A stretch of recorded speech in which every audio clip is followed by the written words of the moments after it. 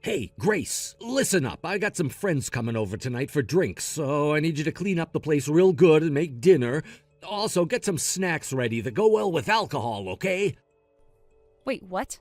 They're coming over tonight? That is way too last minute. Yeah, that's right. How many times do I have to say this? You always tell me to let you know in advance if you're having someone over. Why do you keep breaking that promise?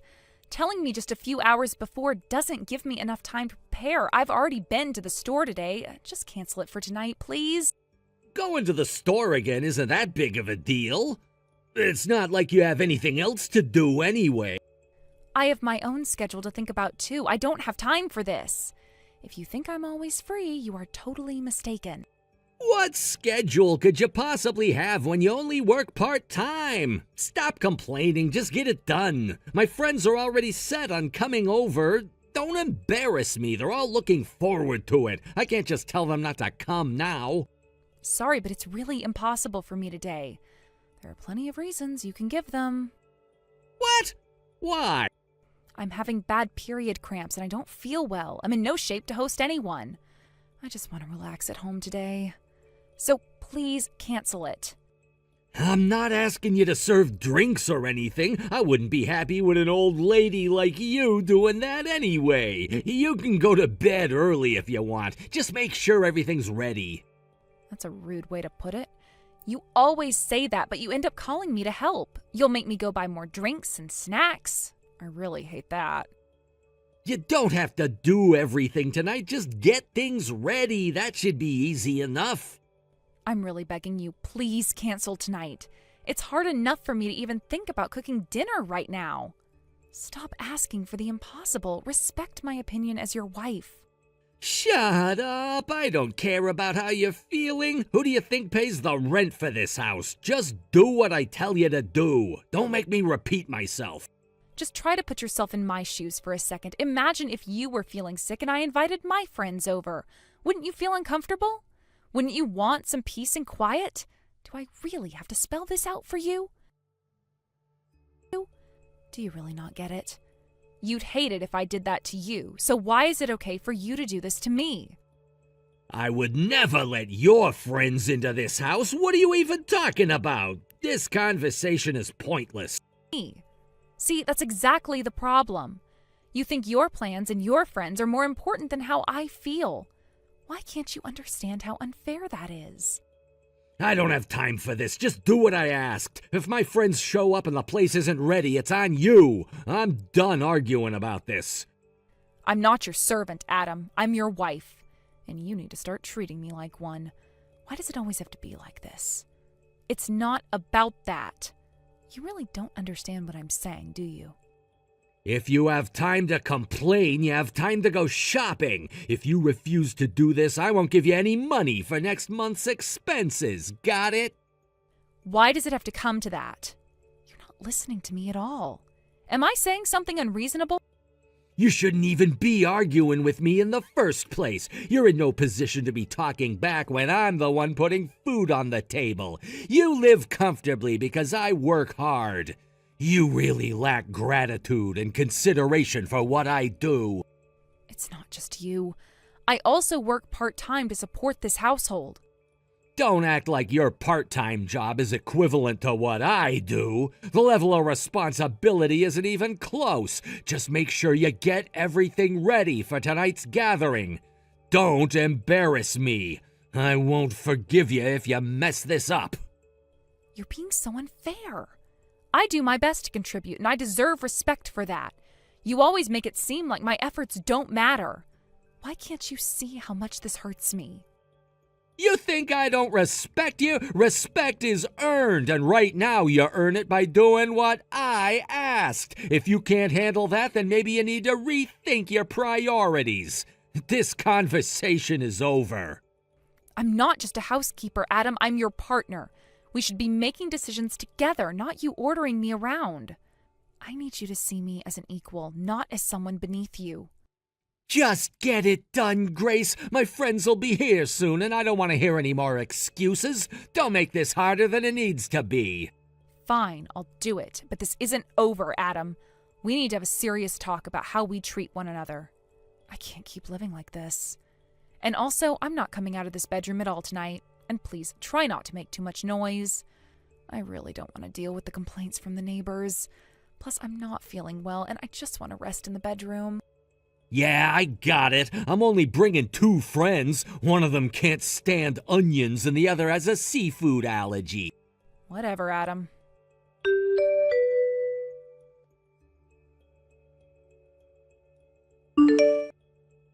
Hey, Kate from next door talked to me about last night.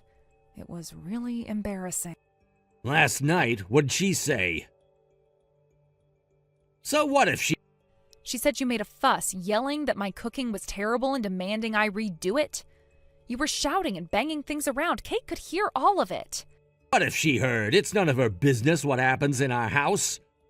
She was worried something might be happening to me. She thought you were hurting me or something. That's how loud and aggressive you were. Hurting you? That's ridiculous. I was just frustrated. She shouldn't be poking her nose into our affairs anyway. It's not ridiculous, Adam. You scared her, and honestly, you scared me too. This kind of behavior isn't normal, and it's affecting more than just us. I didn't realize it was that bad. I was just so upset about everything. It's not just about last night, Adam. This has been building up for a while. We need to talk about how we handle things, especially when we're stressed. We can't keep going on like this. You're right. I don't want things to be this way either. Maybe we do need to figure some things out. Thank you for saying that. Let's sit down and really talk about how we can change things. I want us to be better, for both of us. Okay, let's talk. We owe it to ourselves to make this work. That neighbor must have too much time on her hands. It's creepy to be eavesdropping on the house next door. What a nosy neighbor, jumping to conclusions and saying stuff like that. What are you talking about? She wasn't eavesdropping. She heard everything because it was so loud. Do you even realize how loud you get when you're angry? Please stop yelling and banging things around. I was so embarrassed. I hate feeling like this. It's not my fault. You should have just redone the food quickly. Who made me angry in the first place? You did by refusing to fix it, so I had to scold you. You should be grateful I care. I wouldn't have to if it wasn't necessary. You asked me to redo it just because you weren't in the mood. I put a lot of thought into the meals, considering nutrition and variety. Try to think about the effort I put in. Yeah, I'm tired from working every day. Understanding my needs is your job. That's a wife's role. We've been married for a year and you still don't get me. You're not a very good wife. I can't eat fast food when I'm exhausted. Always making me feel so small. I try so hard to make things right, but it's never enough for you. Why can't you see how much this hurts me? We're supposed to be partners, not just someone giving orders and someone taking them. Maybe I've been too harsh. I'm just so stressed from work. But you need to understand my side, too. I'm not the only one at fault here. I want to understand you, Adam, but you have to meet me halfway. This isn't working if we're both just shouting. Let's figure out how to communicate better. I don't want to keep feeling like this. All right, let's try to work on this. I don't want to fight all the time either. Thank you. Let's start by listening to each other more. We can do this together. Then you should have told me before I started making dinner. I always ask you what you want to eat, don't I? Just yesterday you said anything would be fine. And then you refused to eat what I made. That's so disrespectful, especially since the reason was that you weren't in the mood. That's just so childish. I appreciate that you work. Feelings change, Grace. When you asked, I thought I could eat anything. Don't nitpick over details. You work hard every day, but your mood swings are really hard to deal with. Yelling and taking it out on things isn't helping anyone. It makes you seem like a child. You're the one making me angry. It's your fault things get like this, so you're the one who needs to change. Stop blaming me for everything. Why can't you see how hurtful this is? I'm trying my best to support you, but you need to work on controlling your temper. We're supposed to be a team. This isn't just about me. Maybe I've been too harsh. I don't mean to take it out on you. I just get so stressed from work. But you have to understand that I'm not the only one who needs to change here. It's not all on me. I understand that work is tough and I want to support you, but we need to communicate better. We can't keep going in circles like this. Let's try to find a way to understand each other's needs without all this fighting. You're right. We both need to do better. I don't want us to keep hurting each other. Thank you. Let's make a promise to talk things out before they escalate. We can get through this together. All right, I'll try to be more mindful. I really do want us to be happy. We'll get there. It'll take time, but we'll get there together. But are you saying that everything is my fault? Are you seriously saying that? Of course it's your fault. You only work a part-time job, and even then you don't handle the housework properly. Your cooking and cleaning aren't anything special either. How do you think you have the right to talk to me like that? I'm shocked at your attitude. So I'm supposed to live my life constantly worrying about your mood? Do housewives not have any rights at all? I feel like I'm suffocating here. What are you talking about? Supporting your husband is the wife's job. You just don't get it. My mom understood everything my dad needed. You should learn from her. I see. So that's how it is. Modern housewives are just too soft. They can't help their husbands with work, yet they whine about sharing house chores and raising kids. They're only looking for ways to make their own lives easier. Housewives can't survive without their husbands, but they act like they're independent. I bet that nosy neighbor is the same. She probably has too much free time since her husband does all the work, and that's why she's so interested in our business. I'm the one who feels suffocated here. So you think I'm just like that too? Only looking out for myself, not appreciating what you do? Is that really how you see me? Well, maybe not exactly, but you need to understand how hard I'm working and how stressful it is. I don't mean to belittle what you do, but it's just not the same. I do understand, Adam. I see how hard you work and I'm grateful for it. But you need to see that I'm working hard too, in different ways. We need to support each other, not tear each other down. Can't you see that? Maybe you're right. I've been so caught up in my own stress that I haven't been fair to you. I don't want us to keep fighting like this. Thank you for saying that. Let's try to find a way to balance things better. We can figure this out together. Okay, let's work on this. I don't want to keep hurting you. We'll get through this, Adam. It'll take time, but we can do it if we both try. Yeah. We will. I promise. Don't say such mean things about her. She's always sharing food with us and being kind. She doesn't deserve that kind of talk. Promise. You're the one who told me she was eavesdropping on us. Because of that, I started seeing her differently, so it's your fault I'm annoyed with her. Can't you see how you set this off? I've had enough. This conversation is going nowhere. Talking to you just drains me. From now on, I won't tell you anything. Off? What do you mean by that? What's with that attitude? It means I'm tired of trying to communicate with you. Every time I share something, it just turns into a fight. I can't keep doing this. You're the one who blows things out of proportion. You make everything so dramatic. I just want some peace when I get home. I want peace too, Adam. But peace isn't just about getting what you want. We need to find a way to coexist without all this tension. Is that too much to ask? I don't know how to fix this. I feel like everything I do is wrong. We can fix this together, but we both have to try. It's not just about one of us changing. We need to listen to each other. All right, I'll try. I don't want to keep fighting. That's all I'm asking for. Let's take it one step at a time. We can do this if we both put in the effort. One step at a time. I can do that. We'll get through this together. I believe in us. Together, we'll make it work. Yes, we will. I'm sorry. I was wrong. I just want to end this argument. Now you're trying to flip it on me? Don't get too cocky. If you keep up this attitude, I'm gonna start reconsidering a lot of things. Huh? What are you talking about? You're insane. I was only agreeing with you. Did you misread what I typed? It seems like you only want to argue. Clearly you're not listening. I don't want to fight. It's exhausting dealing with you. You always want to argue with me. If this keeps up, I don't know how much longer I can stay with you. I understand. I really don't want to lose you. I'm working hard to provide for us, to give you a good life. You need to show some appreciation and act more like a supportive wife. If you did, I wouldn't get so angry. I don't want to yell at you, but you need to step up and take your role seriously.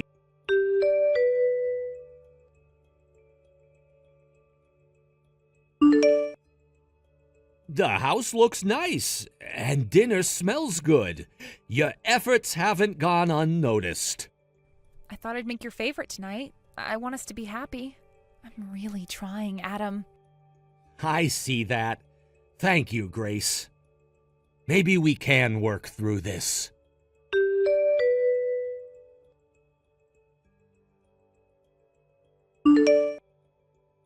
You know, I do appreciate everything you do. I just get so stressed out sometimes. I don't mean to take it out on you. I know you do, and I'll try to be more understanding. We can do this together. Yeah, together, we'll figure it out. We'll be okay, Adam. It'll take time, but we'll get there. We will.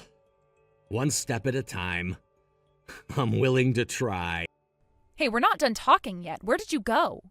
You just left without saying anything. Does it really matter where I went? It's my day off, so let me do what I want. Stop trying to keep tabs on me. Is this more important than the debt you've racked up? I still don't fully understand what's going on. Could you please explain things to me? What are you talking about? What's the issue? I'm talking about the debt. Why did you borrow $10,000? What happened? You haven't told me anything about this. I needed the money, so I borrowed it. That's all there is to it. But why did you need it? Can you please explain properly? Was there something specific you wanted to buy? I haven't seen you spend money on anything extravagant. It was for some urgent expenses. You don't need to know the detail. Urgent expenses? What does that even mean? If it was so urgent, why didn't you tell me about it? We're supposed to be partners, sharing everything.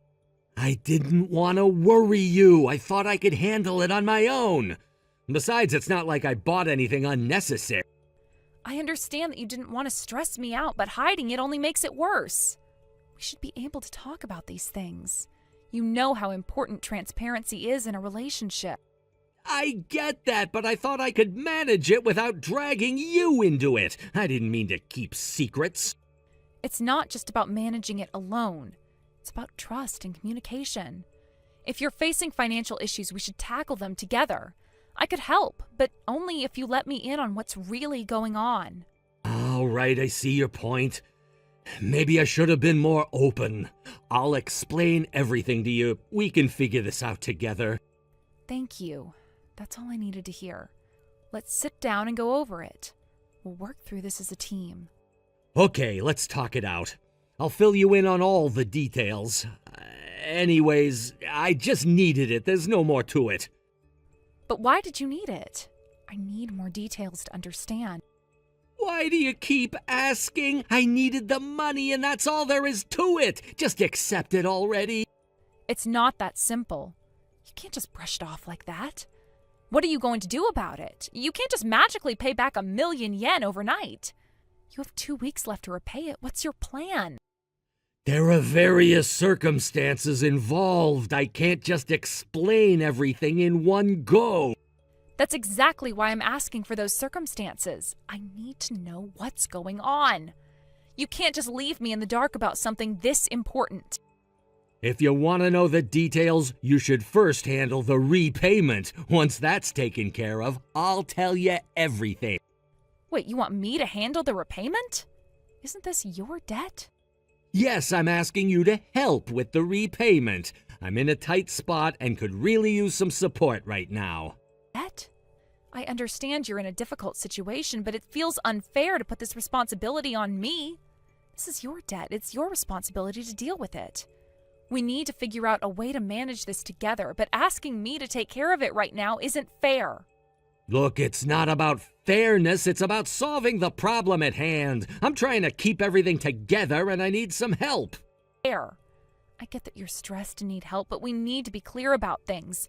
We should discuss how to handle the debt together. Let's work out a plan and see how we can tackle this situation without pushing the burden onto one another. All right, I see your point. Let's sit down and figure out a plan.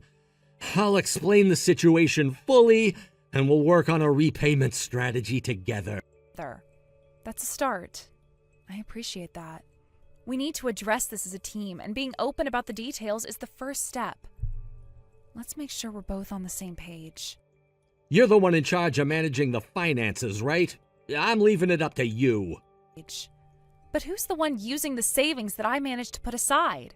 Every month when you run out of your allowance, you just withdraw from our savings without asking. That's why it's impossible for me to save up any significant amount. I can't just suddenly come up with $1,000,000. You know the financial situation we're in, right? Can't you figure something out? I can't, and that's why I'm also struggling here. We're in a tough spot. Well, why don't you ask your parents for help? You're their only child, so they might lend you the money if you're in a bind. Why should my parents be the ones to repay your debt? This is your debt, not theirs. You should talk to your own parents about it. They might be able to help you out. Bind? My dad never lends money to family, no matter what. Even asking him would be pointless. I don't even know if my parents would be willing to help. I don't even have a good explanation for why the money was borrowed. They wouldn't just lend you $10,000 without understanding the full situation. And honestly, I don't want to ask them for help. It feels like putting them in a tough spot. So what do we do then? This is a mess. I don't know, but we need to figure something out. We're both in a difficult situation. If we don't address it, it's only going to get worse. We need to come up with a realistic plan. All right, but make sure you're involved in finding a solution. We can't just wait around. Of course I'll do my part, but we need to be honest and work together. Let's start by assessing our financial situation and see where we can cut back or find additional resources. Okay, let's sit down and go over everything. We need to get a clear picture and make a plan. I don't want to keep hiding things from each other. That sounds good. We need to be open about everything. We'll figure this out together and hopefully come up with a plan that works. You can figure something out. Just come up with some story if you have to. Anyway, I'm counting on you to handle it. Are you seriously doing nothing to help with this? You're the one who got us into this mess. Why is it up to me alone to deal with all this debt? This is your responsibility, not just mine. We're married, so it's not just about whose debt it is. We're in this together. You need to come up with the $10,000 for the repayment. It's your job now. I can't believe this. This is really too much. It's impossible for me to come up with that amount on my own. If you can't pay it, then we're getting a divorce. You wouldn't want that, would you? What? Are you seriously talking about divorce right now? Well, if you're desperate to avoid it, you'll find a way to gather the money. There's still 2 weeks left, so figure out how to come up with it. Also, go get the divorce papers tomorrow. We might need them if you can't handle this. This is beyond unreasonable. I'm not sure how we even got here. I'm doing my best, but you're not making it any easier. We need to discuss this calmly and find a way to solve our problems without threatening each other. Divorce should be the last thing on our minds. Yes. Fine, but time is running out. We need to act fast. If you don't handle it, we might have to face serious consequences. I'm giving you a deadline, so get moving. I understand there's urgency, but making threats won't help. We need to work together on this. Let's take a step back, plan our next moves. Let's see how we can address the debt without jumping to extreme measures. But are you really serious about the divorce? I'm absolutely serious. No matter how much you cry or beg, if you don't come up with the money, we're getting divorced. If you don't want to end up divorced, you better do everything you can to gather the money.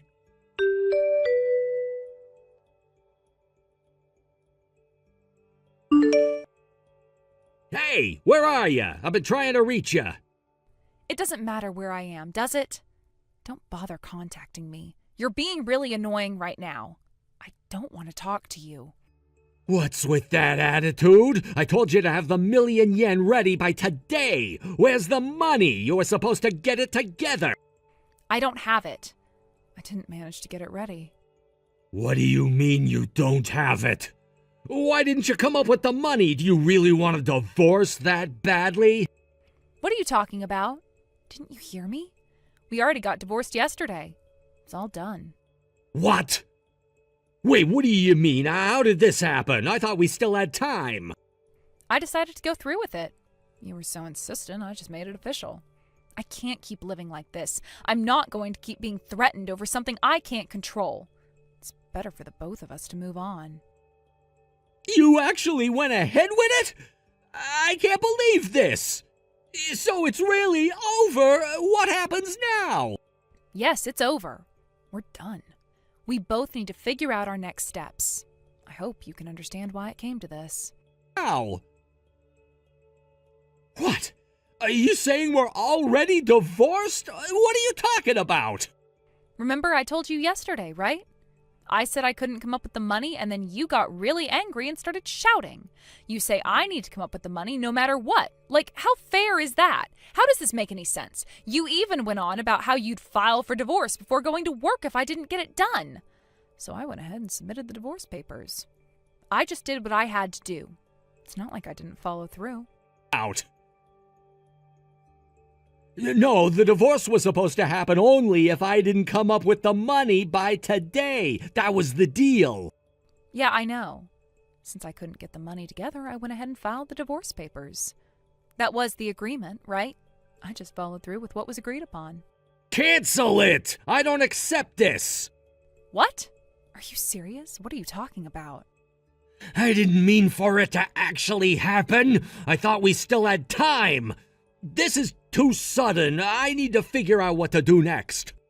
Well, you were the one who pushed for this outcome. You made it clear that this was what you wanted if I didn't meet your demands. Now it's done, and we both have to deal with the consequences. It's not something I can just undo. You need to go to the city office and get this corrected. This is a mistake. I can't do that. The divorce has already been processed and accepted. What are you doing making decisions on your own? I was supposed to file the divorce papers myself. Why did you go ahead and do it? I wasn't aware of that, and honestly, it doesn't really matter who files them.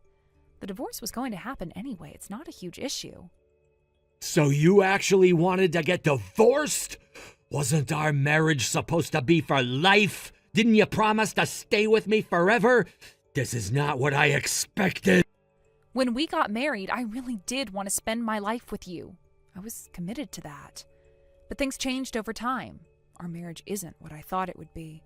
At first, I believed we could live together while respecting each other, but you gradually became more domineering. You started treating me poorly, and there was a lot of emotional abuse. You began to act like you were the most important person just because you were working. You started saying that household chores were only women's work. You demanded that I always do what you said. I can't live with someone like that forever. Wait a minute. So you're saying that everything has changed and you no longer want to stay with me just because things got tough? You're just gonna walk away? That's exactly it. I realized that being in a relationship where respect is absent isn't something I want. I need a relationship where both partners respect each other. I can't keep living in a situation where there's constant conflict and disrespect. Things change after you get married. Husbands and wives each have their roles. Married life isn't a fairy tale, you know. Even if there are roles, we need to respect each other. I realized that from our marriage. Thanks for everything, though. Honestly, I don't have much to thank you for, but you did make me see some important things. Let's both move on. I always worked hard for you, you know. Even so, your behavior towards me was just awful. You'd yell and throw tantrums whenever you didn't like something, and you always talked down to me. I'm exhausted from all of it. Plus, now I have to deal with figuring out how to pay off that weird debt. Everything about this has been too much. I'm really done with it all. The debt I took on was for you, too. Me? I haven't gotten anything out of this. I was told about an investment. They said it could make 10 times the amount if it went well. So I took out the loan. It was for our future. I see, but I didn't ask for any investment. I'm troubled by you doing this without telling me and then saying it's for me. And if you can't pay off the debt, that means it failed, right? If you had consulted me, maybe things would have turned out differently. I got scammed. It was a fraud. You're such a fool. I'm really shocked. Even with this, you're still gonna divorce me? I thought if I earned more, it would make things better for you. I did all this for our life together, and now you're leaving? That's really harsh. Don't you get it yet? We're already divorced. And if you really wanted to make things easier for me, then you could have helped with the housework at least. You made me handle meal prep even when I was sick. What are you saying now? Stop with the excuses. I'm just not good at this stuff. That's not it. Before we got married, you were considerate. Now that you can't easily escape, you're showing your true colors, right? I see right through you. Where are you now? I really need the money by today. I'm no longer your spouse. It's not my problem. Ask your parents since they're your family. Don't bring this up to me again. But my dad doesn't lend money. Please try to borrow from your parents. I'll make monthly repayments. Isn't that fair? There's no way I'm going to make my parents pay off the debt you racked up. What are you talking about asking for handouts? You made decisions on your own, got scammed, and now you're being so shameless. I'm done being at the mercy of someone who can't do anything without me. Handle it yourself. I'm sorry. I messed up. Let's put the divorce on hold for now. Please, just help me find the money. I'm begging you. How long are you going to keep saying stupid stuff? We're already divorced. Don't make me repeat myself.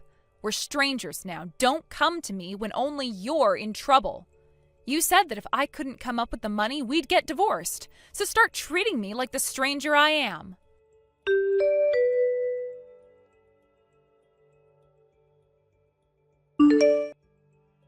By the way, my ex tried to get money from my in-laws for his debt. I heard my father-in-law was furious, but gave him $10,000 on the condition of cutting all ties. They were also furious about the divorce and called me, yelling at me to get remarried. Of course, I recorded everything. My dad stepped in to make sure they promised not to contact me again. Since the divorce, my ex has been taking lots of sick days at work due to the shock and is even seeing a therapist now. If he was this upset, he should have changed during our marriage. He probably wouldn't have reflected or regretted anything if we hadn't divorced. I have no regrets about the divorce.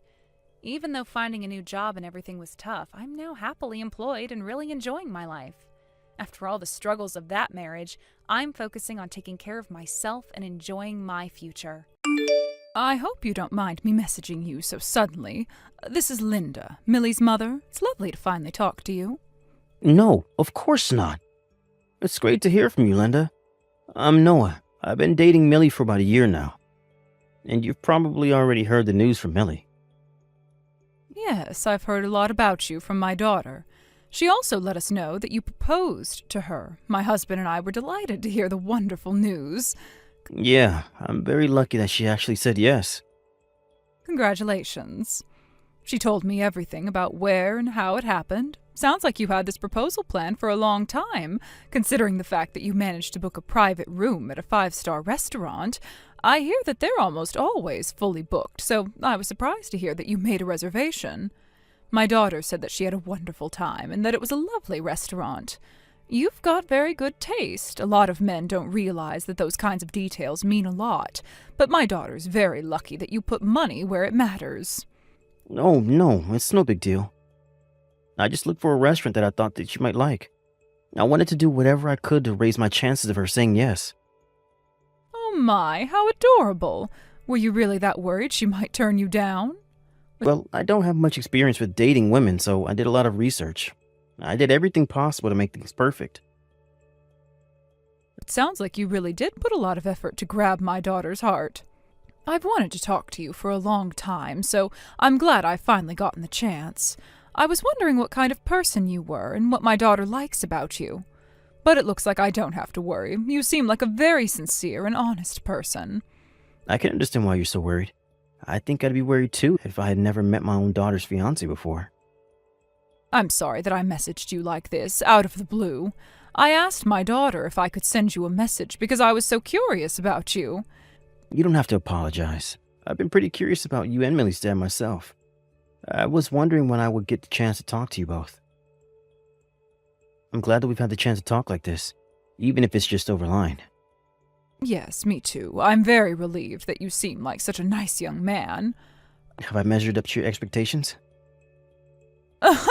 I really am sorry. You must feel like I'm testing you and judging whether you're really worthy of being with our daughter. I'm sorry if I've made you feel uncomfortable. I shouldn't have been so insensitive. Our daughter is an only child, so my husband and I have a tendency to be overly protective of her. I hope you'll forgive me. No, it's no problem. It's only a matter, of course, that you're curious and anxious about what kind of person your daughter is dating. Exactly. We can't help but be a little anxious. We've always been so protective of her and kept her away from anything we thought might be of harm to her, so she probably's grown up a little clueless about how the real world works. She can be very naive, and that makes her a perfect bait for anyone attempting to deceive her.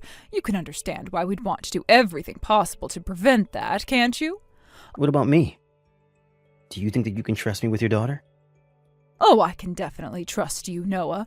I've only heard good things from my daughter about you, and as far as I can tell, you seem like a very honest person. Oh, really? What have you heard about me from Millie? She told us how you lined up for 8 hours in a queue to buy her a birthday present. I've never heard of a boyfriend that's gone to such lengths for their partner after just a few months of dating. Not only that, she said it was a very chilly day and that you ended up catching a cold afterwards. She's just exaggerating. It was just a mild fever. It wasn't that big a deal. If anything, it's embarrassing that I ended up getting sick from being out in the cold for just a few hours. She told us about how you met, too. About how you chased away a strange man that was insisting on getting her phone number, no matter how much she turned him down. You accompanied her until she got into a taxi to go home, didn't you? You're a wonderful person. If only more men were like you. I didn't do anything that heroic. I wish I could have shown a cooler side of myself, but to be honest, I was shaking the entire time I was telling him to leave her alone. I don't think I could have been of much help if he had gotten violent. It doesn't matter if you were afraid. What matters is that you had the courage to stand up to him and stop him from bothering my daughter. I can understand why she fell in love with you. I don't think she could have let you get away that easily after you came to her rescue like that. Thank you for saying that, Linda. That makes me feel a lot more confident as Millie's fiancé. Of course, and you're not just brave, you're very polite, and you seem like a gentleman. I think that I could trust you to take care of my daughter. I've spoken with my husband, and we were saying that it might be nice to have dinner together, all four of us. Do you have some time to come over and eat lunch next week? I'll prepare something for us to eat, so would you come with our daughter? Really? I was hoping to meet you both as well, so I'd love to, if you don't mind having me. Then it's decided. I'd be happy to make you both something to eat. I can't wait to meet you both together. Don't you ever come back here. You've finally shown your true colors. I know exactly what kind of person you are and what you're playing. I don't want you coming near my daughter ever again. Do you understand me? Linda, this is all just a huge misunderstanding. If you could just listen to me. I'm not unemployed. It's just a little difficult to explain. If you have trouble explaining what you're doing, then you're unemployed. It's as simple as that. There's no use trying to use smoke and mirrors to trick me. I'm an investor. I'm earning a proper salary so you don't have to worry about your daughter. I'm not going to take advantage of her. But Millie said herself that you're always at home. If you're always at home, then how on earth could you be earning anything? How can I trust you? I'm always at home because I'm working from home. I don't need to go anywhere if I have my laptop. Besides, it's not just the fact that you're unemployed. I have a problem with the reason you gave for leaving your previous job, too. You said you left your job because of your mental health, didn't you? To be precise, it didn't go that far. I didn't get depressed or anything, but I felt that I was on the verge of suffering from depression because of the issues I was having with coworkers and my managers. But ever since leaving that job, I felt much better about myself and a lot more confident. I became an investor when I started buying shares during my hiatus. It's been a few years since I started, and I've gotten a hang of it, so I'm earning a lot more nowadays. You really want to call yourself an investor? Oh, you're just saying that for appearances. Why would I go that far to lie to you about the work that I'm doing? Do you have any proof that I'm making all of this up? Of course it's a lie. How could someone who's suffering from a mental issue manage to turn their life around so quickly with a big break like that? It's impossible. And most importantly, you say that you have all this money, but you don't look rich at all. You look like any other person on the street. Because of everything Millie said about you being so kind and coming to her rescue from that creep asking for her number, I expected you to be a little more handsome, but in reality, you look boring and crude. There's nothing gentlemanly about you. When you mentioned that you left your job for mental health reasons, I wasn't surprised at all. You look like the typical crazy person. That's the first time I've ever been told anything like that. I accept that I must look pretty boring. I've never had much confidence in my looks, and I'm not great with fashion, so I can't argue with that. Exactly. If you were really rich, then you should be wearing designer items and trying to look the part. You could at least have worn an expensive watch to prove it, but you don't have anything.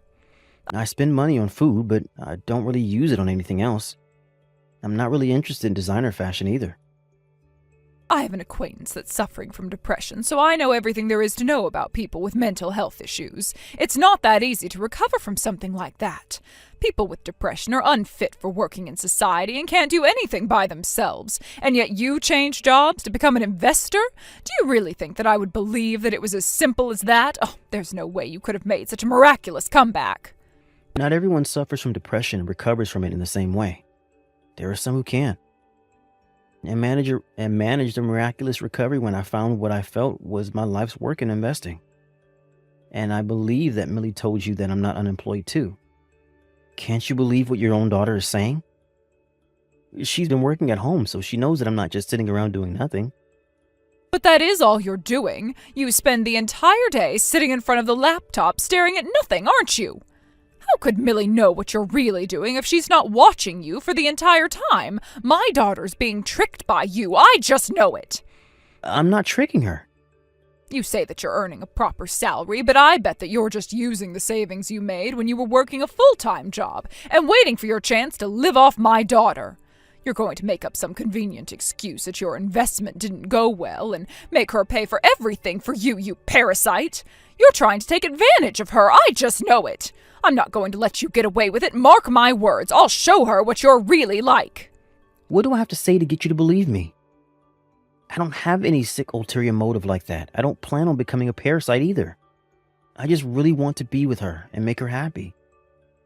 Sure, I was tricked once by that sweet talk of yours. You seemed so honest and sincere, which is rare nowadays, but it's a shame I can't approve of you. I have a message from my husband, too. He says to never come near our daughter ever again, you con artist, or he'll call the police on you. Linda, please. Would you please listen to what I have to say? I can't give up on Millie that easily. What do you want?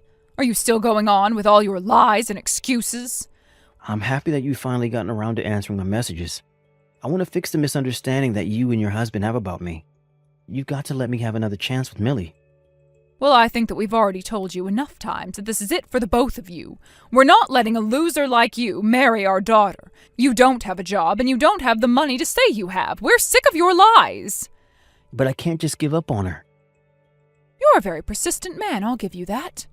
There must still be something wrong with you if you're that obsessed with being with our daughter. If you're not careful, you're going to end up becoming a stalker if you keep on bothering us like this. Don't come near our daughter. It's obvious that you're a danger to society. You should be put in a hospital. What kind of threat do you think I am?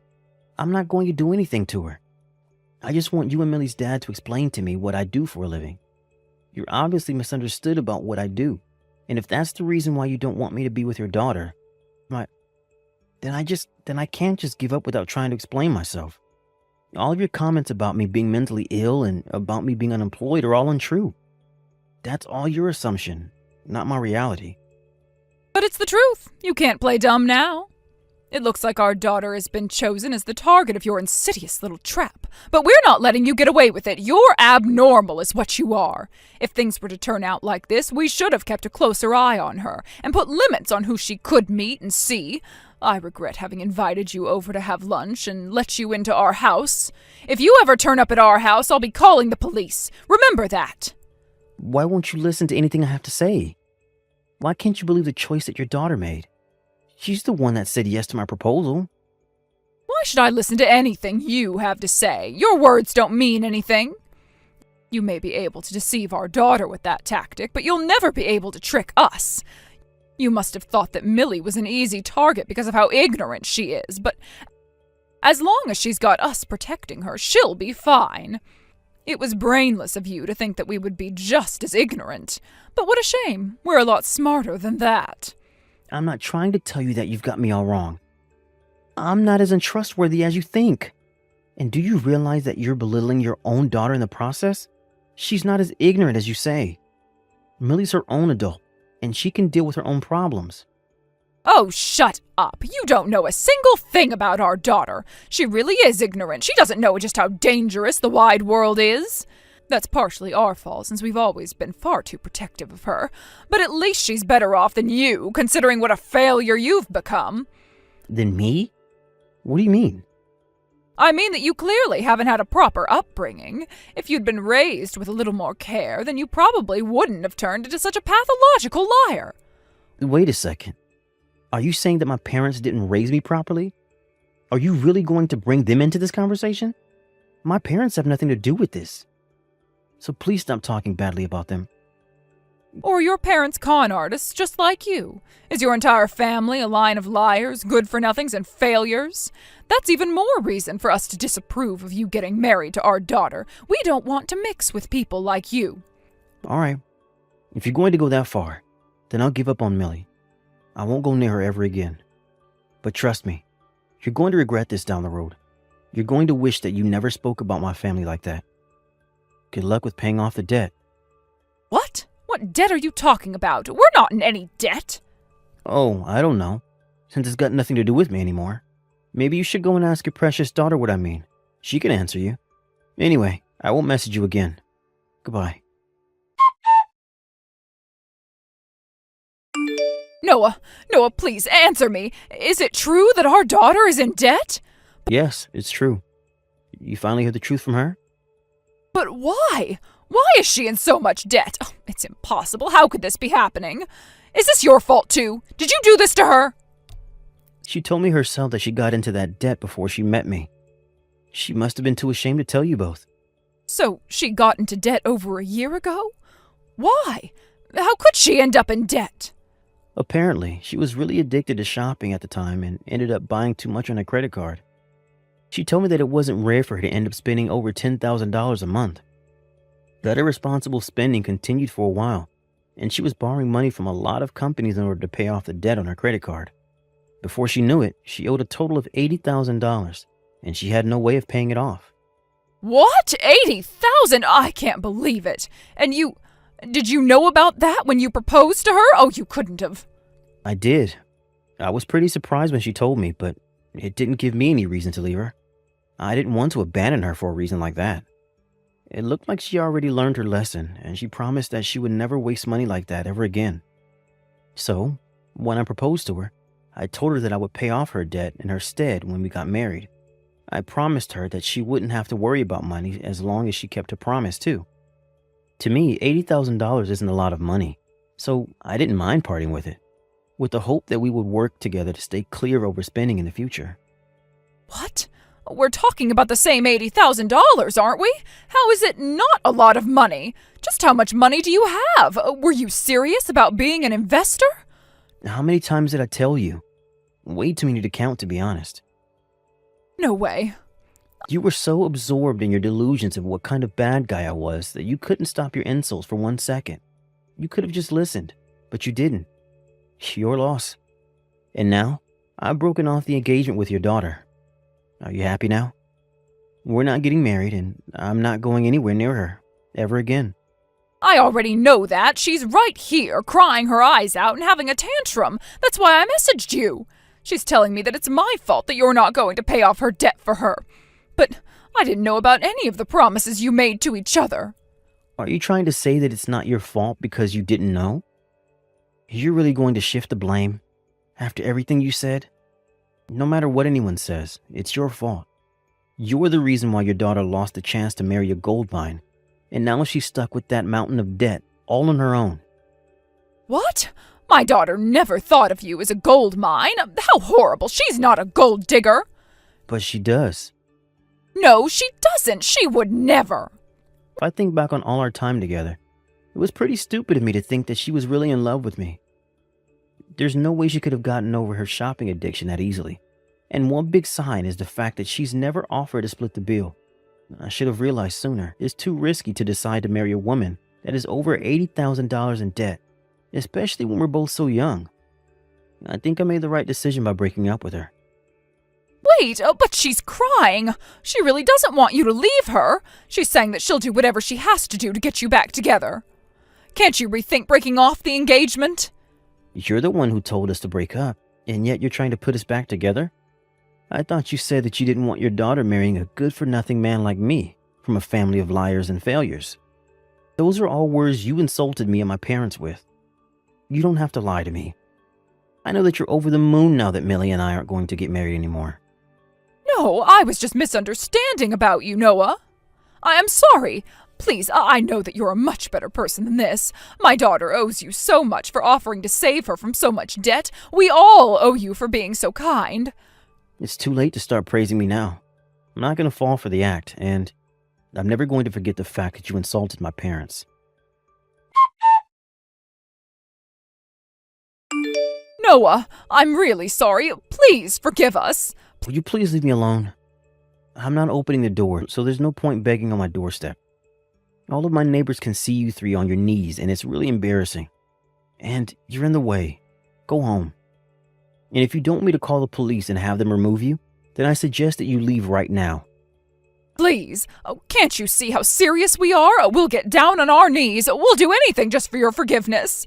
I'm so sorry that I was so rude to you and your parents. I don't need your apologies, Linda. I just want all of you off of my property. Go home. We can't leave, not until you rethink breaking off the engagement with Millie. She says that she wants to get back together again. I told you already, didn't I? I believe that I made the right decision by breaking up with her. That's the conclusion I came to after thinking about our relationship. I've already made up my mind, and nothing will change that. If anything, thank you for giving me the chance to think carefully about our future and put a stop to it before we got married. Getting divorced would have been pretty complicated. If you can't think of getting back together with her, then can I ask you for one little favor? Could you lend us some money? Please, just $10,000 will be enough. I won't ask for anything more than that. What? Why should I do you a favor in return for you leaving me alone? We don't have the money to pay the $80,000 to the banks and companies my daughter owes, but I'm also aware that we have a duty as her parents to clean up after her. We want to help her pay back her debt. My husband and I are currently talking to relatives and friends who can lend us money to pay it off, but as you can probably guess, it's not going so well. So, you think that I should cooperate? Why? You don't have any right to ask me to give you money. Do you even realize how obnoxious you're being? Don't you have any shame? I know that I'm doing something unforgivable and that you must think that I have no morals, but if you really don't help us, then our entire family will end up on the street. We won't have enough money to pay for the bills or for the rent. Please, we would do anything to help our daughter. That's all we ask. Okay, then go ahead and help your daughter. You said that you would do anything, so do what you have to do. However, I don't want you involving me. I'm not interested in helping any of you, so you'll have to manage alone. I don't have any obligation to help you or your family. Noah, I actually looked some things up on the internet. I found out that you're actually a very famous investor, aren't you? You had been telling the truth from the very beginning, and yet I had been rude enough to run my mouth with insults just because I assumed that you had been lying. I really regret not listening to you sooner, and I am very sorry for the way I treated you. I wish I could take everything back, but it's too late for that. Yeah, you were going on a literal rampage. No matter how many times I told you to listen to me, you wouldn't believe anything I said, and even went as far as to say that I was lying. I think it's the first time I've ever felt so unpleasant when talking to someone. I'm sorry, I just wanted to protect my daughter. That's all I could think about. I couldn't stop myself from trying to chase you away when I thought that you could be tricking my daughter into marrying her so that you could leech off of her. Oh, please forgive me. You were calling me abnormal and talking about me as if there was something wrong with me too. But if you ask me, you're the one that's abnormal, Linda. After that, my fiance and her family ended up drowning in debt. Millie had no way of paying off the debt she owed, so she had to rely on her parents. But unsurprisingly, they didn't have a lot of money to spare themselves, and in the end, they had no choice but to sell their home in order to pay off a portion of the debt. However, not only was their house pretty old, the location it was in wasn't very great, so they didn't get as much money for it as they hoped they would. Even after giving up their home and selling some prized possessions, they couldn't pay off the entire debt, so they're still struggling to earn money to make the payments. Apparently, Millie's parents have had to get part-time jobs, and they're all still working day and night to pay off the debt. They've moved to a tiny cheap apartment where they don't have much space and have been forced to be extremely frugal. It seems that they've been in touch with relatives and going around to friends to beg for help, but it looks like they haven't found anyone willing to help them in their time of need. But I'm not really surprised that everyone has turned them away. Considering the way they treated me, I can imagine that they had the same issues among relatives, and that they probably didn't have a lot of trust from anyone outside their family. At every turn, I can't help but think that it was the right idea to cancel my engagement with Millie, especially now that I know that her own extended family wants nothing to do with her. It was a tough experience to realize that the woman I wanted to marry was actually just interested in my money, but I also feel that it was a necessary stepping stone in learning more about the real world. The reality is that there are just some families that are just a piece of trash, just like Millie's. I hope that one day I'll have the chance to meet a wonderful woman with a wonderful family. Hello, Susie. It's Patricia. I was wondering if you have some time to talk. There's something I wanted to ask you. Yes, of course. I'm actually on my way to my parents' house, so do you mind if we continue messaging? I'm on the train, so I can't make a phone call. Of course I don't mind. I'm sorry to bother you at such an inconvenient time. No, it's no problem. It's still a long way until I have to get off, and I didn't have anything else to do. I'm glad you messaged me. Anyway, is there something I can help you with? It's pretty rare for you to message me like this. Well, the thing is, I actually wanted to ask you something about my son. How has Owen been doing lately? Has there been anything off about his behavior? Or has he mentioned anything about trouble at work? Owen? I don't think so. He's been perfectly normal. Didn't you get to see him last weekend? I thought that he went to visit you guys. Or that's what he told me. Yes, he was here. There's no mistake about that. It's just... This might be my imagination, but I felt like he wasn't his usual self. It seemed like he was lost in his thoughts, and we didn't really get to hear much from him. Oh, really? Well, that's strange. I haven't noticed anything myself. Did he say anything that made you think that something was off? Not really. It's not what he said, but more his demeanor. I thought that he was completely fine, but I started to feel that something was off after he went back home. I realized that it looked like he was deep in thought about something, like he didn't know what to do. He wasn't talking as much as he usually does, too, or at least that's how I felt. I messaged him after he left because I was worried about him, and I asked him if he was okay, but he only replied that there was nothing wrong. I really can't help but feel like there's something off about his behavior. Nothing really comes to mind. I wonder what could be bothering him. Oh, no, there is something. He mentioned that he was having a hard time sleeping. Oh, really? He's been having trouble sleeping? So he just seemed a little off because he was tired? Yes, that must be it. I haven't noticed anything strange about him at home, and I think everything's going well at work.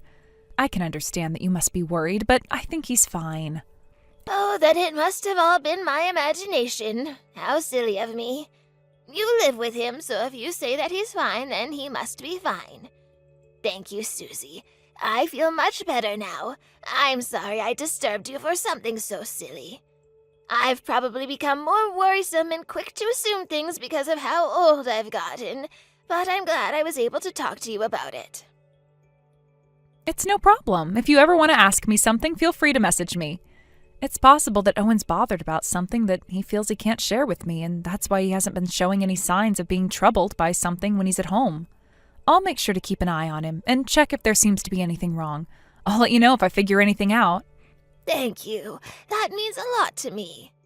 I'm so glad that you married Owen, Susie. You're a wonderful daughter-in-law, and I'm sure that Owen feels that he's lucky that he married you. That's exactly what I wanted to say. I'm lucky to have such a caring mother-in-law. But now you mention that Owen's been acting strange, I can't help but feel a little worried too. I wonder if he's really okay. I was planning on staying over at my parents' house tonight after spending the day with them, but do you think that I should go back home and stay by Owen's side just in case? Will he be okay alone? Oh, I'm sure he'll be fine. I'm sorry I made you worry. It's just for one night, and you should spend some time with your parents, too. Don't worry about Owen. It's probably just a lack of sleep, and it might be my imagination. Take your time with your parents. You think so? He may have an assistant to help him, but he is essentially running a company all on his own. I think the job of CEO must be a lot more mentally and physically stressful than I think it is. I wonder if he's really okay. Yes, that's true. There must be a lot that he's worried about that he can't even share with all of us. It would be difficult for us to understand if we've never experienced it for ourselves. But that's nothing new. He's been running that company for a few years now, and even though you said that everything's going smoothly, I can't imagine that it would suddenly affect him like that. I think that he was just tired, that must be it. I've been making sure to give him herbal tea like chamomile and lavender in the evenings to help him sleep better, but, well, perhaps that's not enough. I'll look something up and see if there's anything else I can do to help him rest. Thank you.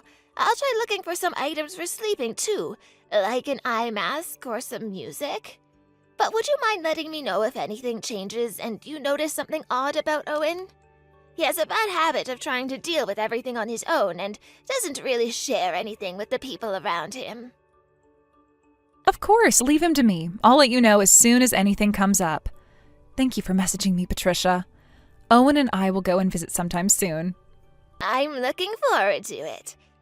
You and Owen haven't been to visit together in a long time, so we would be very happy if you both came and spent a weekend here with us.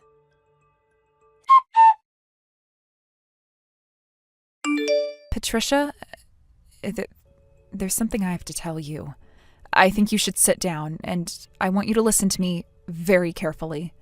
Susie? You never messaged me this late at night. What's the matter? Is something wrong? I'm really sorry.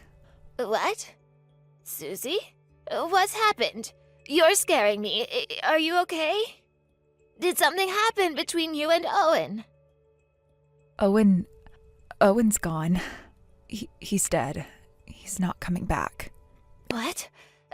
You're joking. It's true. I'm not lying to you. Susie, there are some things you should say and shouldn't say. This is the latter. It's not funny, so please, be serious. How could Owen be dead? It's impossible. I only just messaged him this morning. He was fine. There wasn't anything wrong with him. There was a car accident. No, this cannot be happening. It can't be true. Owen's the safest driver I know. He's annoyingly meticulous about following traffic rules, and he never goes above the speed limit. There's no way he could be in a car accident. Or was there a DUI that crashed into him from the other side of the road? What happened? Do you remember when we talked about him not having enough sleep, and we said that we'd come up with some other solutions? Well, the truth is he started taking sleeping pills just a few weeks ago, but he was sleeping better for a while, and... Are you saying that he had an accident because of the sleeping pills? He fell asleep at the wheel? It looks like the police are investigating the crash with that in mind. It seems that he crashed alone, so that's their main stance. But why would he be in an accident this late at night? I don't understand where he could have been driving to. And why would he get into his car after taking sleeping pills? It doesn't make any sense. There's no way he would do something so irresponsible. Please, Susie, tell me that you're lying. You're just joking, aren't you? Please, Susie, please tell me it's not true. He can't be gone. I wanted to believe that it was a lie, too. I couldn't believe that I would never see him again. But I suddenly got a phone call from the hospital telling me that I had to come right away.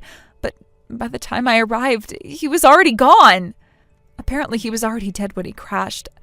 I didn't even get a chance to say goodbye. I'm sorry. I'm sorry, Patricia. I should have called you as soon as I got the phone call from the hospital, and I should have let you both know. But I panicked, and I could only think of going to see Owen. I didn't think of anything else, and I didn't call you. I'm sorry.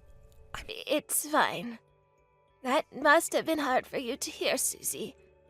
I think I would have done the same in your situation. You shouldn't blame yourself for not contacting us. Sorry. Please don't apologize. But I guess this means that I have no choice but to accept that Owen really is gone. Yes, he's gone. Oh, he really is dead. My Owen. Patricia, are you okay? Is Owen's dad there with you? I'm sorry, my brain just can't seem to catch up with everything. You're right, I have to go and tell my husband. Yes, I don't think you should be alone right now. Yes, thank you. My husband and I will head over to the hospital as soon as we can. Oh, I've got to tell him. How am I supposed to tell him? I'm so sorry, Patricia. It's not your fault, Susie. There is nothing for you to apologize for. Please don't blame yourself. Anyway, we will be right there, so just wait for us. You shouldn't be alone either. Thank you. I'll send you the address right now. Yes, please. Thank you. I don't think I can search for it myself in this state. Thank you for being so considerate, but make sure to take care of yourself first, okay? Find somewhere you can sit down and rest until we arrive.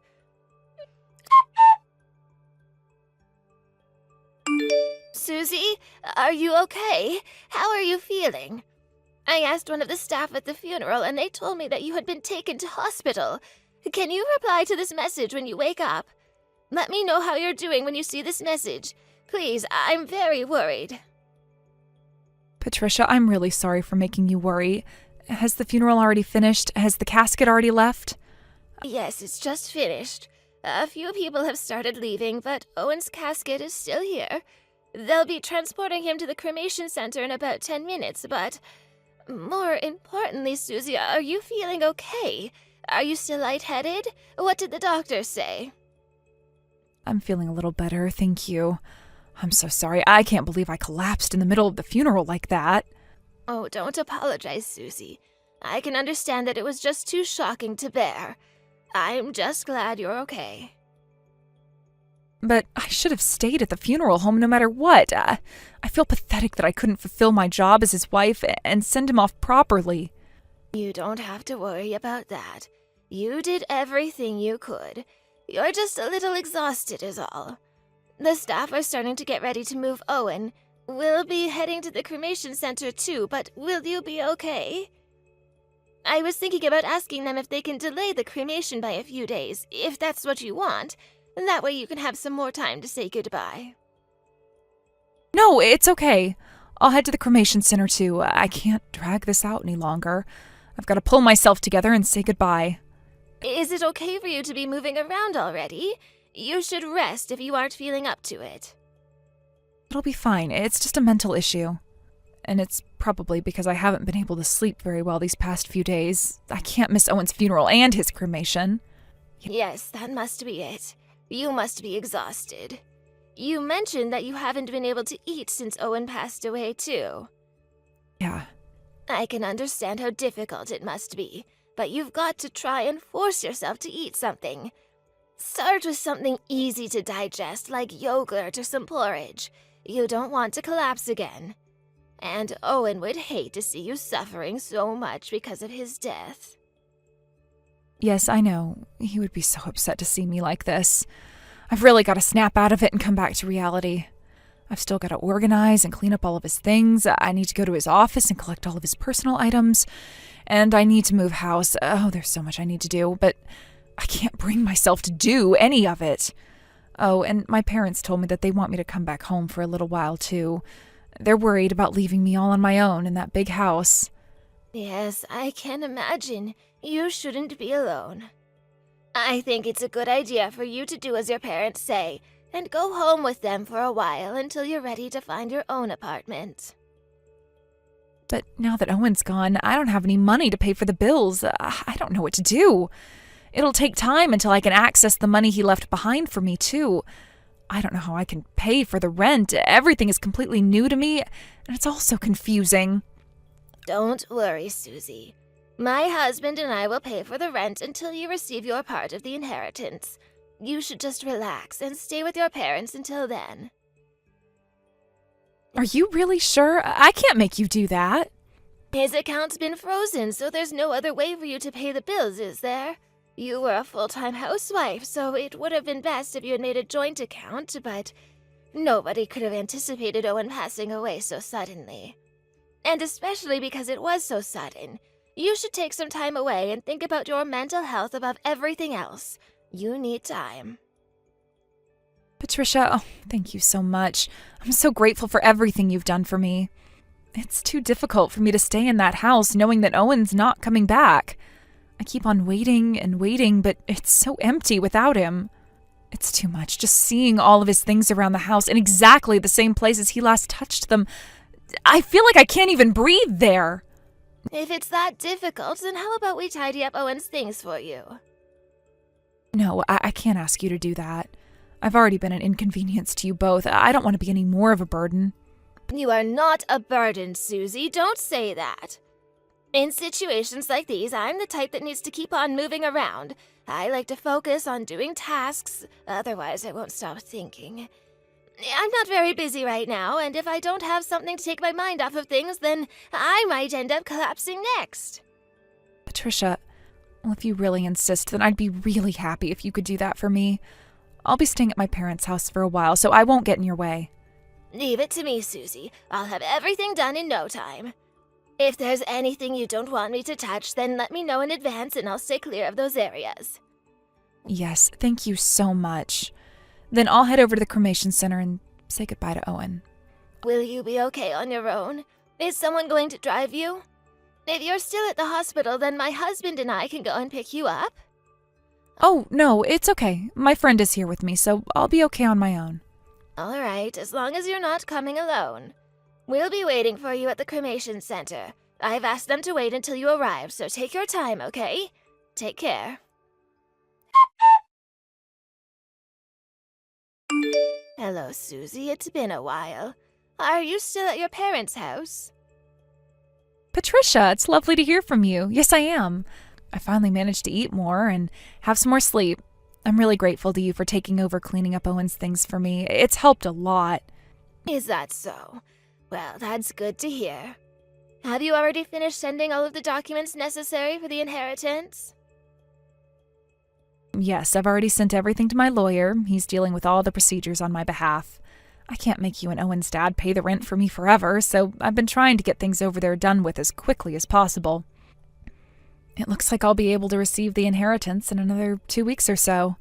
I don't think it'll take much longer than that, so I'll be able to pay for next month's rent on my own. Thank you so much for paying for this month's rent. I'm really grateful to you both for being so kind to me. Susie, there are a few things that I'm still finding difficult to believe about Owen's death. I know, I feel the exact same way. I can't believe God could do something so cruel. Owen didn't deserve to die so soon.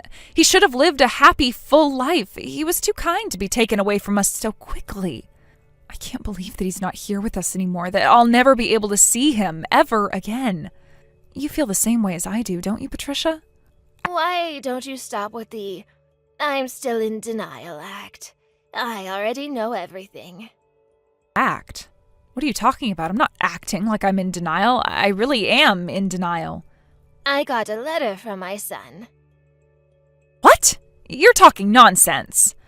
A letter from Owen, but Owen's already dead. How could he have sent you a letter? It's a letter he wrote and sent before he died. What? What do you mean? Did he crash on purpose? To commit suicide? It looks like it. But you're wrong about one thing. He was planning to die on a completely different day to the one that he crashed on. Let me give you a hint, Susie. Do you remember what day it was last week, Friday? Last week, Friday? Was that the day he planned to die on? I'm sorry, I've been having a hard time keeping track of time and the date ever since Owen passed away. Was there something special about that day? Really? You don't remember? It was supposed to be your wedding anniversary. What? My son was planning on killing himself on the day of your anniversary. That's why he had arranged for this letter to be sent to us a week after the date. This was supposed to be his suicide note, his final goodbye to us. I didn't know. I can't believe I didn't realize that he was planning anything like that. By the way, it says in this letter that your abuse was the reason why he decided to kill himself. He's written everything about how you put trash in his food, how you made food using the ingredients that he's allergic to, that you even used a stun gun to wake him up in the middle of the night. What kind of monster are you? What are you talking about? Of course that's not true.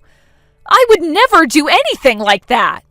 You treated him like that because you were just after his money, weren't you?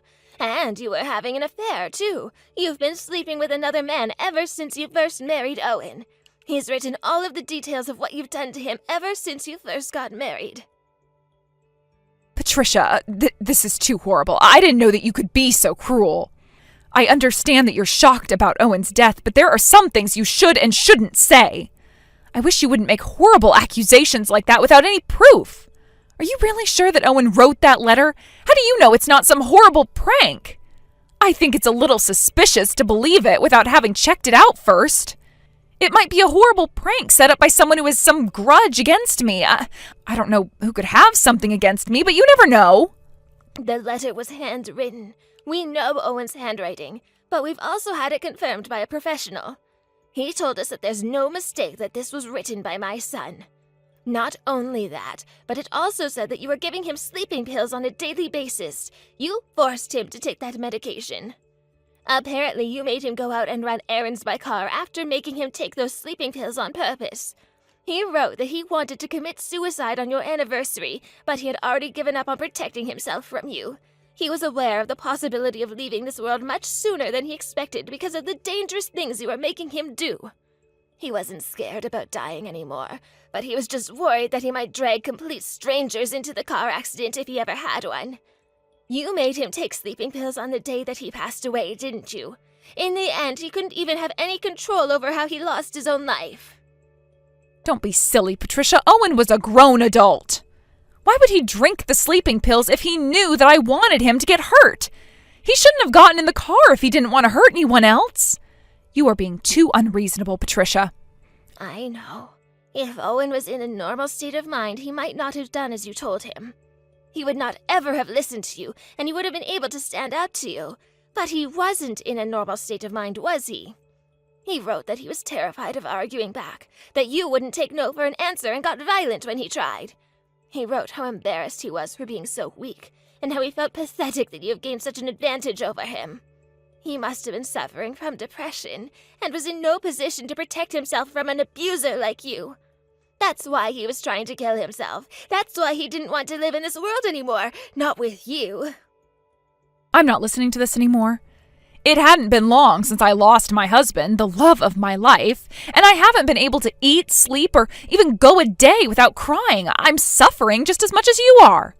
And yet you have the nerve to say that I was the one that killed him? It's unbelievable. How could you? I don't want you contacting me ever again. That is my line, Susie. But before that, you've got to pay for this. I want you to acknowledge that it is your fault that my son is no longer with us. You killed him. There is no way I'm acknowledging something like that. Do you even have any evidence of what you're accusing me of? You think that one suicide note from Owen will make me confess to the things you say I've done? You're a real idiot if you think so, Patricia. I'm never admitting to anything. So, you've finally shown your true colors. You're a monster. I don't care what you think of me or what you call me. It's not long until I receive my inheritance, and then I'll have everything I wanted. You can do whatever you want with that letter. It's not going to go the way you want it to. You can take it to the police, but I doubt that they'll do anything for you. They're not going to lift a finger. A worthless piece of paper like that doesn't mean anything, and it's not going to be evidence of anything. Oh, it means a lot more than you think. I never said that we only received a letter from my son. There's something else that he sent us. I know for sure that you were playing nasty tricks on him and being violent and shouting verbal abuse at him. I also know for a fact that you were the one who was giving him that sleeping medicine because we have a footage of everything. He sent us a USB filled with recordings of what you were doing to him on a daily basis. He had been filming several angles in the house with hidden cameras to get evidence of what you did. What? I bet that you never imagined that he would do something like that, because you thought that you had him in the palm of your hand. But even though he had no intention of living anymore, it looks like his final wish was to bring you down and make you pay for what you did, even if it happened after his death. He did his best in the end in order to make you suffer. To me, this footage and this letter is a message to me, telling me to make you pay for what you've done and give him rest in the afterlife. Otherwise, he must have done all of this to prevent you from inheriting any of his money in the hopes that we, his family, would get more of the share. Don't think for 1 minute that you're going to be able to live the rest of your life in luxury with Owen's money. Wait a second. Do you seriously have camera footage of the things you're accusing me of? Yes, of course I do. Then I want you to show me. I want to see the proof you have. I can't believe what you're saying until you show me the footage you have. I don't care whether you believe me or not. Why would I risk you trying to damage or steal back the evidence I have? The only people we need to see this footage are the police investigating Owen's death. Patricia, are you at home right now? You are, aren't you? I'll be right there to check the evidence you have, so will you let me in? I've also got something very important to tell you. The truth is, I was being abused by Owen ever since we got married. He punched and kicked me on a regular basis whenever I said something he didn't like. Oh, really? You were? And do you have proof to back up the accusation you're making? Well, I don't have any proof, but it's true. Then there is no point in me even listening to your lies. You are not getting a single penny of the inheritance Owen left behind for us. And I'm going to make you pay for the sins you have committed. This is my way of sending Owen off and letting him rest in peace. Patricia, it's not true. You can't believe a couple of clips without knowing the whole truth. Owen and I were in the middle of a horrible argument that was going on for a few months. He must have taken that footage during that argument. We were both in the wrong, and we both did a lot of unforgivable things, but it wasn't me one-sidedly abusing him. He probably edited out all of the inconvenient parts that showed him being just as abusive. That's why I don't want you to take that footage to the police yet. Please, I'm begging you. I haven't done any of the things you're accusing me of. I never tried to kill him. I'm already talking with the police. It is too late to try to make excuses, and it's too late to try and hide. I've hired a private investigator that's been watching you for the past few days, and they know exactly where you are and what you've been doing. I already know that you spent the last few weeks living with the man you've been cheating on Owen with. I'm pretty sure that the police will be there in no time, so you'd better sit tight and wait for them. I'm warning you again, but there is no point in running away. My husband and I will make sure that we fulfill our son's final wishes and have you pay for what you've done. After that, Susie was taken away to the station by the police, and she was questioned about Owen's final hours on Earth. It took them a while, but she finally gave in and admitted to giving him sleeping pills and sending him out to drive while he was still under the influence. Once she acknowledged her crime, she was officially arrested and put in jail. It turns out that she had married Owen for his money, and that she had planned to kill my son with the intention of inheriting all his money and his property from the very beginning. My husband and I were very frustrated that we had invited such a calculating woman into our family, even if it was just for a short while. Now that the court case is finally over, she's been sentenced to time behind bars, and the court also judged that she shouldn't receive any of the inheritance that she was originally planning on taking for herself. To be honest, I couldn't help but feel her sentence wasn't enough. And over the course of her case, I had several urges to make her experience exactly what my son felt in his last minutes. But if I made her do the same horrifying thing she did to my son, I would just be stooping down to her level, and barely manage to shake myself of the thought. I know that getting revenge on Susie won't bring my son back, and I know that he wouldn't be happy if I committed a crime for him. I'll just have to bear with it and accept the punishment that the law has chosen for Susie. At the very least, I'm just glad that all of the truth has come to life and that Owen can rest a little easier knowing that things haven't gone the way Susie planned. But I still can't help but think about what might have changed if I had been much more persistent in asking Owen what was wrong when he came over to eat dinner that day. If he had felt like he could talk to us, perhaps he would still be here. We could have protected him from Susie before he crashed. I thought about all of the possible things we could have done and all of their outcomes over and over. But no matter how much I think, nothing will change the fact that Owen is gone and that he won't come back. The past won't change. My husband and I both suffered from those meaningless thoughts of what if for a while. But now we've become determined to live our lives to the fullest for our son's sake. We decided to spend our time and the massive fortune that Owen left in his inheritance to save people who are really in need. We've been researching organizations and charities and have donated large sums of money to the missions we believe are worth investing in. We hope that the money he left behind will go forward and prevent any more deaths like this, and help those currently suffering at the hands of their abusive partners. Our scars won't heal that quickly, and it's possible that we'll never be able to forget the pain of losing our son before his time. But even so, I want to stand with my husband and look towards the future and overcome Owen's death together.